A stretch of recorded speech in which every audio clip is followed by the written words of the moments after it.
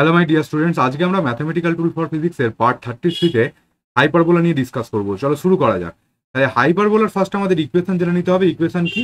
দুটো ভেরিয়েবল থাকে এখানে, এক্স আর ওয়াই। তাহলে x square divided by a square minus y square divided by b square equals to 1।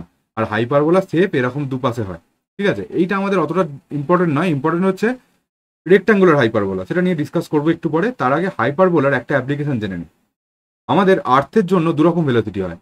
একটা হচ্ছে অরবিটাল ভেলোসিটি, যেটার ভ্যালু হয় 7.9 কিলোমিটার পার সেকেন্ড, ঠিক আছে? এটা হচ্ছে অরবিটাল ভেলোসিটি। এই ভেলোসিটির যদি কাউকে বেশি ভেলোসিটি দিয়ে দিস, অর্থাৎ 7.9 কিলোমিটার পার আওয়ারের বেশি ভেলোসিটি দিয়ে দিস, তাহলে সে চেষ্টা করবে হচ্ছে ইলিপ্টিক্যাল পাথে ঘুরতে।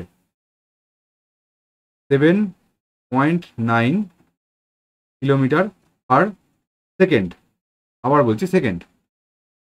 আচ্ছা, এবার একটা জিনিস খেয়াল কর, আমাদের সাধারণভাবে আর্থ বা একটা সানের রেসপেক্টে আর্থের রেসপেক্টে মুন ইলিপ্টিক্যাল পাথে ঘোরে, ইলিপস পড়াবার সময় বলেছিলাম।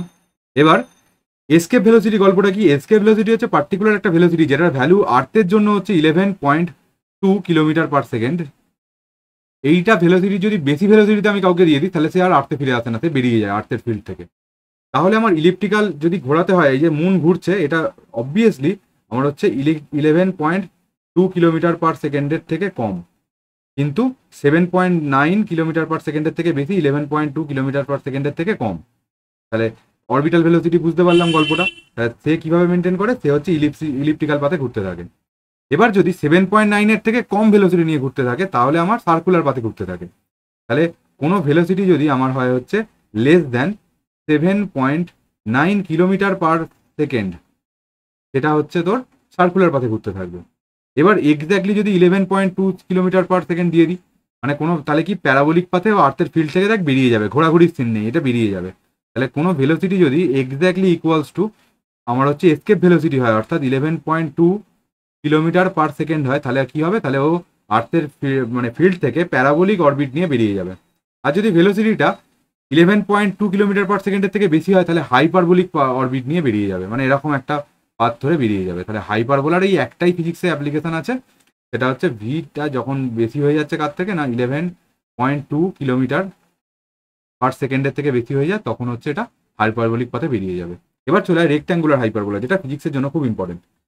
আচ্ছা, রেক্ট্যাঙ্গুলার হাইপারবোলার ইকুয়েশন কি? এক্স প্রপোর্শনাল টু 1/x, বা আমি বলতে পারি x y equals to constant, যেটা বয়েস ল পড়তে গিয়ে পড়েছিলিস, পিভি ইকুয়ালস টু কনস্ট্যান্ট। তাহলে একদিকে পি প্লট করেছিলিস, একদিকে ভি প্লট করেছিলিস, তাহলে হাইপারবোলার এরকম ভাবে পেয়েছিলাম। এটা হচ্ছে রেক্ট্যাঙ্গুলার হাইপারবোলা। হাইপারবোলা সম্বন্ধে ফিজিক্সে যা যা ইউজ হবে সেগুলো আমি শিখিয়ে নিয়েছি এই ভিডিওতে অলরেডি। আশা করছি ভিডিওটা সবার খুব ভালো লেগেছে, একটু বন্ধু বান্ধবদের মধ্যে শেয়ার করতে হবে। আজকের মতো টাটা, নেক্সট দিন আবার দেখা হচ্ছে, ততক্ষণ মন দিয়ে পড়াশোনা কর।